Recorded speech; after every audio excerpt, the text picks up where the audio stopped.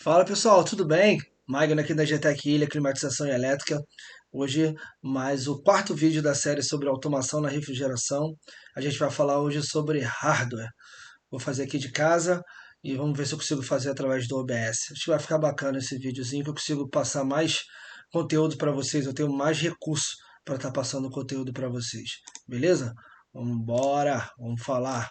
Deixa eu abrir aqui primeiramente meu Paint, mostrando aqui para vocês o seguinte: a gente tem três tipos de CLPs, né? Basicamente, a gente tem os compactos. Magno, o que é o CLP compacto? Deixa eu mostrar um simulador aqui. Um CLP compacto. Esse CLP da VEG, o Click, é um CLP compacto. Tá vendo aqui? Ó, dá para ver na tela? Tá vendo? Ele só tem 6 entradas digitais, tá? E aqui ele tem umas 4 saídas digitais aqui também, né? Se a gente for olhar na especificação dele, ele tem, se eu não me engano, acho que 2 ou 3 entradas analógicas também. Mas o que eu quero dizer de como um CLP compacto? Ele tem tudo dentro dele. Ele tem já a fonte de energia dentro dele, ele já tem os cartões de comunicação, os I/Os, entrada, saída, tudo incorporado nele. Esse cara aqui não tem comunicação, mas eu já tenho os modelos mais novos que tem comunicação com internet. Então eu não tenho como fazer expansão, né? Na maioria das vezes não tenho como fazer expansão nesses CLPs compactos. E basicamente o que a gente vai trabalhar é essa linha de CLPs compactos e os CLPs modulares. A gente não vai trabalhar, pelo menos para refrigeração, com um CLP que a gente chama do tipo industrial, né? Mas eu vou mostrar ele para vocês aqui, ó. Por exemplo, o CLP industrial, eu tenho esse CLP aqui, ó, da Mitsubishi, por exemplo, que aqui eu tenho, ó, um módulo de alimentação, né? Isso aqui é a minha fonte de alimentação do meu PLC, né? Eu tenho, PLC e CLP, um está em inglês, outro está em português, né? Então vamos falar português. CLP, que é controlador lógico programável, né? Aqui eu tenho minha CPU. O que que é minha CPU? É quem faz todo o processo, né? É quem recebe toda a parte de programação, quem executa a minha programação, quem é o cérebro é a minha CPU. Depois eu tenho os slots, eu tenho os slots de entrada, slot de saída, entrada digital, entrada analógica, saída digital, saída analógica. Então eu posso ter slot de comunicação, comunicação internet, Profibus, enfim. E aí o céu é o limite, né? Mas esse cara aqui, pra gente no momento, não é o caso, né? E aí eu tô pegando como exemplo, pra gente bater esse papo, nosso queridinho aqui, ó, o NanoPack, o NanoPack, que é o CLP da Coel. O PAC é um conceito de controladores lógico programáveis que uniram a confiabilidade de um PLC às facilidades e funcionalidades encontradas nos PCs convencionais. O objetivo é proporcionar ao usuário um ambiente mais próximo ao encontrado nos PCs. Isso aqui é trazer facilidade, né? Que o cara seja, o CLP seja algo intuitivo, né? Na hora de interagir com o equipamento. Mas ele já está pronto para a indústria 4.0, né? Ele pode interagir com outros tipos de equipamento, conexão em nuvem, enfim, né? Aqui eu tenho meu NanoPack, tá? E ele, vamos chamar ele que ele é um CLP, tá? Que ele não é nem como eu expressei aqui para vocês, né? Compacto, né? E vamos chamar, ele está entre o modular e o industrial. Vamos botar que ele está entre aqui, ó, o compacto e os modulares, tá? Por quê? Ele é compacto porque eu já tenho uma fonte de alimentação dentro dele, eu já tenho a parte de comunicação dentro dele, eu já tenho minhas entradas e saídas tudo dentro dele. Então ele torna um CLP compacto. Mas ao mesmo tempo eu consigo fazer as expansões. Aqui, ó, eu tenho para o Nano eu tenho 2 cartões aqui, ó. Na verdade eu tenho 3 modos de fazer a expansão, tá? Eu posso fazer expansão com outro Nano. Se eu colocar um nano do lado do nano, eu trabalho com esse cara aqui como master e o outro nano como slave. Então eu dobro a capacidade do meu nano. Magno, poxa, mas aí vai sair bem caro. Tudo bem, eu concordo com você que vai sair mais caro. E o que a gente pode estar fazendo? A gente vai, pega as expansões. Tá vendo? Eu tenho 2 expansões aqui para o nano. a EXPAC, né, que ela tem 8 entradas analógicas universais, 16 I/Os, 2 entradas rápidas de 5 kHz, 4 saídas analógicas universais e 4 saídas a relé, né? E a outra expansão, que é essa é a EP4 e essa é XP4, né? A outra, ela tem 4 entradas analógicas, né, de 4 a 20, corrente ou tensão de 0 a 10. Eu tenho 8 sensores de temperatura, né, para entrada, NTC, PTC, PT100, PT1000, 8 entradas digitais. Eu tenho mais duas saídas analógicas de 0 a 10 e mais 8 saídas a relés. Então, dependendo da minha aplicação, né, eu posso utilizar um nanopack com mais um outro nanopack, ou um nanopack com uma saída EP4, ou um nanopack com uma saída XP4. Isso vai depender muito do tipo de aplicação que eu estou fazendo. Esse aqui, ó, é a cara do meu nanopack, né? Falei para vocês que eu ia falar um pouquinho de hardware. Uma coisa interessante para vocês, deixa eu ver se tem uma imagem aqui. O que é importante a gente entender na parte de programação de CLP, tá? Deixa eu ver, acho que aqui tem uma aqui, ó. Aqui, ó. Basicamente, galera, o que vai acontecer? Não seria nem essa imagem. Deixa eu abrir o Paint aqui. O que acontece? Deixa eu aqui o meu CLP, certo? E aí o que acontece? Eu tenho as minhas entradas aqui, e eu tenho as minhas saídas, tá? Só para vocês entenderem aqui rapidamente o que eu quero explicar para vocês. Quando eu executo uma lógica, um programa dentro do meu CLP, ele segue uma sequência. Ele lê a minha entrada, tá? A minha entrada que está indo para o CLP. Tudo que tiver do lado de fora do CLP a gente considera como campo, tá, gente? Então, ó, vou botar aqui, ó, vou botar uma barra aqui, vou botar uma barra daqui para cá. Então, o que acontece, gente? Aqui, ó, aqui eu tenho campo, tá? Aqui eu tenho campo e aqui eu tenho campo, tá? Então, o que acontece? As minhas entradas mandam informação para o meu CLP e o meu CLP manda para minha saída. Então, como que é a ordem de leitura do meu sistema, tá? Para vocês entenderem. O meu sistema, a minha programação que está aqui dentro, ela vai ler as minhas variáveis de entrada, tá?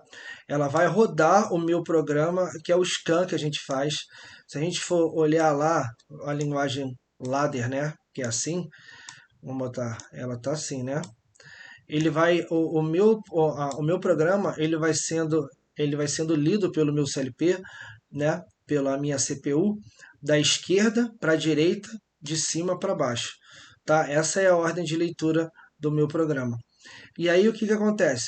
As entradas entram no meu CLP, através dos valores de entrada eu tenho minha lógica programada dentro dele, ele vai rodar o programa e de acordo com o meu programa, referente às entradas que eu estou tendo, ele vai me gerar uma saída. Aí vai depender muito da minha lógica, mas o que vocês têm que entender é que o programa funciona dessa forma, ele lê as entradas, né, através das entradas ele vai ler esse programa, vai gerar uma saída, depois da saída ele volta para a entrada de novo. Lê as entradas, roda o programa, gera a saída. E assim ele vai seguindo, né, a sua operação. E isso é questão de segundos, tá, gente? Milissegundos, né? Dependendo do CLP. Aqui eu tenho algumas informações do Nano, tá? A alimentação dele, né, 24 volts, eu tenho as dimensões, quatro entradas analógicas universais, tipo TC, PT100, 4 a 20 mA, 0 a 10, ratiométricas. Tenho 16 canais digitais configuráveis, eles podem ser entradas ou saídas. Eu tenho 4 saídas analógicas universais, 2 entradas rápidas de 5 kHz, 4 saídas a relés, 2 portas de comunicação RS485 isoladas, uma porta Ethernet, né, que eu posso comunicar ele com rede, posso comunicar ele com outra IHM, posso comunicar ele, enfim, com o que eu quiser. E o tipo de linguagem dele, de programação, ela está na norma IEC 611.31.3, né? E aí, galera, vamos lá. Aqui eu já passei qual é o tipo de expansão que eu tenho aqui no meu CLP. E aqui é o que basicamente o que eu falei, ó. Ele pode se comunicar com o supervisório através da RS485 ou através do cabo de rede, Ethernet. Eu posso estar comunicando com uma IHM através do protocolo RS485 ou protocolo serial também. Eu posso estar comunicando com a minha IHM. Eu vou estar ou posso estar comunicando com uma expansão, no caso aqui é um XPAC, né? Eu posso estar comunicando com controladores de temperatura da Coel, aqui ele não somente da Coel, mas de outro fabricante também. Posso estar interligando meu nanopack com controladores de temperatura. E eu posso estar interligando também, no caso aqui, saídas, né? A relé de estado sólido, sensor de proximidade, isso aqui no caso de entradas ou saídas. Eu posso estar fazendo a interação, a integração também com ele, com motor de passo, tá? Posso estar interligando esse motor de passo, basicamente é para controlar o posicionamento, né, de um equipamento. Aí a gente usa o motor de passo, né? Então vamos lá. O que eu queria mostrar aqui para vocês em falando em relação ao Nano, a parte de hardware. Eu falei para vocês que ele é um CLP compacto, né? Ele está entre compacto e modular, né? Então a gente tem aqui, ó, as entradas, fonte de alimentação, comunicação, tudo em um mesmo componente. Então isso facilita muito, né? No tamanho, isso diminui o tamanho do componente, tá? Facilita também em questão de logística, de eu não ter que ficar especificando, eu quero um porta internet aqui, eu quero cartão digital ali, minha fonte de alimentação tem que ser essa, tem que ser aquilo. Ele é bem mais intuitivo de especificar e também é muito intuitivo de localizar, né, as entradas, as saídas, o que eu preciso estar utilizando dele na parte de hardware para estar utilizando o meu CLP, tá? Então vamos lá. Aqui, ó, eu tenho a minha entrada, né, de alimentação da minha parte digital, tá vendo? Que aqui eu tenho a minha alimentação 24 VAC ou DC, que é a alimentação do meu nanopack, tá? E aqui, ó, o que a gente costuma fazer? A gente coloca em paralelo com a alimentação aqui, ó, mais e menos, a gente joga aqui em cima para colocar em paralelo com a nossa entrada para poder alimentar os meus I/Os, né? E eu preciso alimentar ele. Essa alimentação não é interna, é externa. Então, a maioria das vezes a gente pega aqui a saída e já alimenta aqui em cima, tá? Aqui, ó, na minha régua X6, eu tenho 8 canais digitais, tá vendo? Programáveis. O que é programáveis?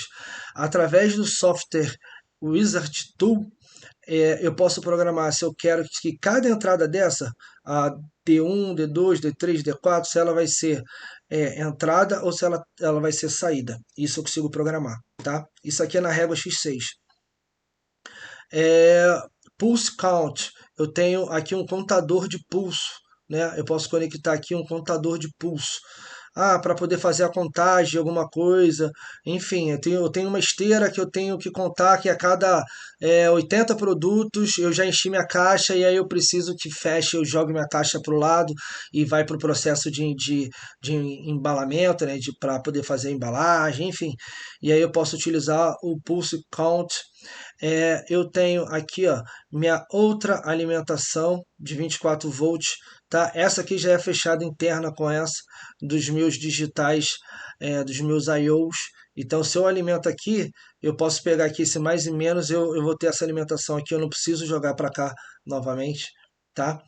É, Aqui, ó, no X7, eu tenho as entradas ou saídas, né, que elas são programáveis, no caso aqui de 9 a 16. Então na X6 eu tenho de 1 a 8 e na X9 eu tenho de 9 a 16, tá? Eu tenho uma porta de comunicação Ethernet, tá? Eu posso comunicar com uma rede, eu posso comunicar com o meu computador para fazer a programação, eu posso me comunicar com uma IHM, enfim, eu posso fazer N tipo de comunicações utilizando minha porta X12 e minha porta Ethernet. Posso também configurar através da mini USB, uma porta X11 aqui, X11, tá vendo? Eu tenho uma porta USB, tá? Eu tenho duas portas de comunicações. Eu tenho a X13, tá? E eu tenho a X4. Então são duas portas de comunicação. Tá vendo que essa aqui é com 1 e essa aqui é a com 2. Não sei se vocês estão conseguindo enxergar direitinho, mas eu acredito que estejam, né? Com 1 e com 2. Essa porta é a porta de comunicação RS-232 ou RS-485. Vai depender do protocolo de comunicação. Aqui eu tenho um barramento, tá? De conexão. Em inglês eu não vou ficar falando inglês aqui para vocês não, já vou traduzir direto, né? Até que meu inglês não é britânico. Um barramento de conexão de expansão, tá? Então esse cara aqui, quando eu preciso conectar as minhas expansões, por exemplo, cadê? Ó? Aqui eu utilizo esse barramento lateral para poder estar conectando, né? Como se fosse um módulo, né? Um cartão. Então eu conecto, dependendo das minhas necessidades, eu conecto aqui a minha expansão. Então eu posso conectar uma, posso conectar duas, e aí vai depender da minha programação, né? Do meu projeto, o que eu preciso, né, de hardware para estar atendendo o meu projeto. Tá? Embaixo, seguindo aqui, ó, na minha X8, eu tenho as minhas entradas analógicas, tá? Tá vendo? Analógica input, tá? E na X9 eu tenho os outputs. Então eu tenho 4 entradas analógicas e eu tenho 4 saídas analógicas, tá? Na X2 e na X3 eu tenho os relés, né? Eu tenho 4 relés, tá? Eu posso estar fazendo uma ligação de contator, eu posso estar fazendo ligação de uma sirene, enfim, eu posso estar utilizando o relé aqui para estar acionando uma carga de uma capacidade um pouquinho maior, já que a saída aqui de cima ela tem um limite de carga inferior do que a saída relé. A saída aqui desse cara aqui é transistorizada. Então, assim, eu não posso ligar uma carga. Existe componentes hoje em dia que já são compatíveis para esse tipo de saída, que ela tem uma limitação de corrente. Mas a melhor forma de você fazer, protegendo os seus canais, é você sair, esse cara ligar um relé de interface e esse relé de interface acionar a sua saída. Se você olhar aqui, ó, eu acho que aqui eu tenho um relé de interface para mostrar para vocês. Cadê? Aqui, ó. Não sei se vocês vão conseguir ver aqui. Relé de interface aqui, ó. Um relézinho de interface ou um relé normal. Mas na maioria das vezes a gente utiliza um relézinho aqui, ó. Um relé de interface para estar usando aqui as saídas do meu CLP e isolando, né? Eu não tenho risco de estar queimando um canal. Se vamos supor que a bobina do meu contator, mesmo se meu contator for de baixa potência, eu puder ligar diretamente na minha saída digital. Não é aconselhável a gente ligar diretamente na saída, porque vamos supor que a tua bobina está em curto. A tua bobina pode queimar um canal. Né? Imagina, poxa, eu estou usando 16 canais, eu queimo um canal, eu vou ter que comprar um slot, né? Uma expansão para poder estar utilizando às vezes um canal só, ou eu vou ter que comprar um CLP novo? Não, a gente instala um relé de interface, se esse relé queimar, eu troco ele. Né? Aqui, ó, nessa página aqui, eu tenho algumas informações, né? O que eu posso estar utilizando, né? Lembra que a gente já bateu papo sobre entrada digital, saída analógica, entrada analógica, enfim. E aqui, ó, o que a gente considera, né, entrada digital? Eu posso estar utilizando sensores de proximidade, posso estar utilizando relés, botoeiras, chaves fim de cursos, botões, isso aqui tudo, né, para a gente vai me gerar um sinal digital, né, para entrada, um digital input no meu CLP, né. Magno, e saídas digitais, né? A gente utiliza a saída digital, tá aqui, ó. Fornece sinal on-off, liga e desliga para comando de equipamentos, né, em 24 volts. Esse em 24 volts, né, se a gente utilizar a saída aqui diretamente, né, do nosso CLP. Outra coisa interessante quando a gente utiliza o relé de interface é que quando a gente utiliza esse relé, aí eu posso operar cargas de corrente contínua ou alternada, né, tensão contínua, perdão, ou alternada, porque aqui eu estou usando o relé. Então, outra função que a gente utiliza o relé de interface é quando você quer executar o acionamento de cargas de tensão diferente. Porque a saída desse cara aqui, vamos supor, ele vai me gerar uma saída de 24 volts. né? Ah, Magno, mas a bobina do meu contator não é 24 volts, é 220 volts. Como eu aciono a bobina de que é 220 volts com uma saída de 24? Eu utilizo um relé de interface. Tá? Então, esses tipos aqui, ó, bloco de solenoide, bloco pneumático, né? Uma válvula solenoide, uma sirene, uma coluna de alarme, enfim, isso aqui tudo são saídas digitais e aqui eu tenho as entradas digitais. E aqui, ó, eu tenho a minha parte analógica, tá? Minha parte analógica eu tenho através de sensores de temperatura, NTC, PT100, eu tenho através de transdutores de pressão, sensores óticos, sensores de proximidade. Isso tudo aqui, ó, eu posso estar utilizando como entrada analógica, né? Ele vai ter um valor de tensão, de resistência, enfim, ele vai ter um valor, ele vai variar o valor de acordo com a variável que eu estou medindo, tá? E ele pode variar, como eu falei para vocês aqui, ó, de 4 a 20, se ele estiver variando como corrente, ele pode estar variando de 1 a 5 volts, de 2 a 10 volts, ele pode variar a resistência, como é o caso dos termopares, PTC, NTC e os potenciômetros, né? E as saídas analógicas, né? Eu posso estar controlando diretamente um drive através de uma saída analógica. Eu mando um sinal de, por exemplo, de 0 a 10 volts, tá? Para poder controlar a velocidade do meu motor elétrico. Eu posso controlar uma válvula proporcional que, de acordo com o meu sinal analógico, ela vai abrir. Ela é uma válvula proporcional que ela vai estar, vamos supor, com 0 volt ela está fechada e com 10 volts ela está totalmente aberta. Então, de acordo com essa escala, eu consigo ter N posições de funcionamento da minha válvula. Válvulas solenoides, aqui também a válvula tipo de pneumática, enfim. E aí eu tenho algumas saídas também digitais que eu posso estar usando, no caso, diretamente através dos relés. Né? Eu posso estar usando, acionando diretamente um contator, posso estar utilizando um relé de estado sólido, ligando uma coluna de alarme, ligando um temporizado, um relé que seja, uma válvula solenoide, enfim. E aqui ele fala um pouco da porta de comunicação, né? O M aqui, na verdade, eu tenho duas portas de comunicação, com um, que é o H, e o M aqui embaixo, que é a porta, a com 1 e a com 2, que são as portas de comunicação que eu tenho aqui no meu Nanopack, né?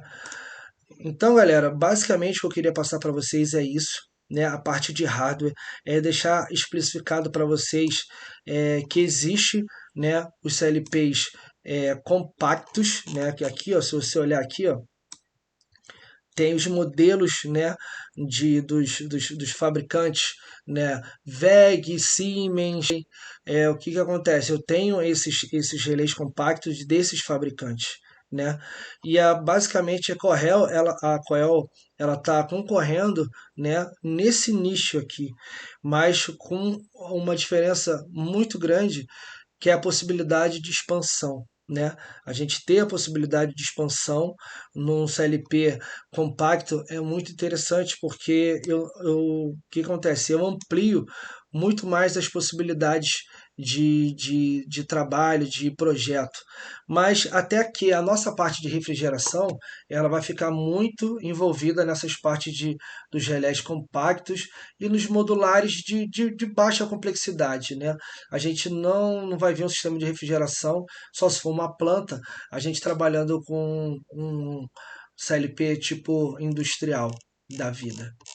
Né, pessoal? Então, basicamente, o que eu queria passar para vocês é isso. Basicamente, era isso que eu queria passar nesse bate-papo com vocês. Espero que vocês tenham curtido. Beleza, pessoal? Tamo junto aí. Um forte abraço.